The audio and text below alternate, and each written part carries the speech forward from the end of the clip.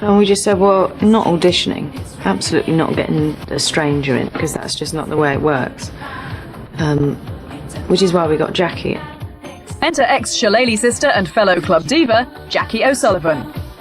I jumped at it immediately. There was not even one iota of a thing of me going, no, absolutely. I was overjoyed.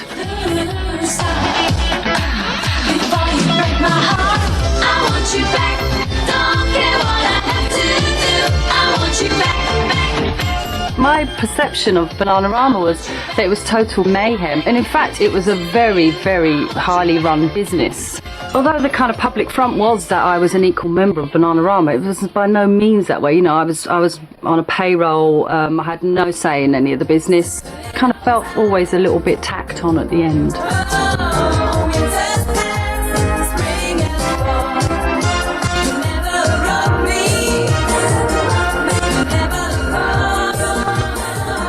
I presumed that I could continue partying and being, you know, as out of my head as I fancied, and still being part of a band that was a business, you know. And in retrospect, I was probably, you know, I got into trouble an awful lot because I never turned up for lots of interviews in America because I was out partying all night.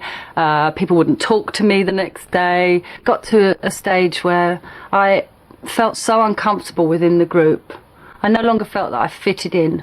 I went into it totally unthinking and, you know, just threw myself into it. It was actually a very difficult thing in retrospect to replace Siobhan in the first place, which, you know, she was a lot of people's favourite banana. And I didn't know that. And every interview, wherever you were in the world, it would be about Siobhan and how I felt about joining the group. And I was always the new girl. Right up until the very last day, you know, I was always the new girl in the group. I could never get over that hurdle. And I always felt a little bit tacked on the end.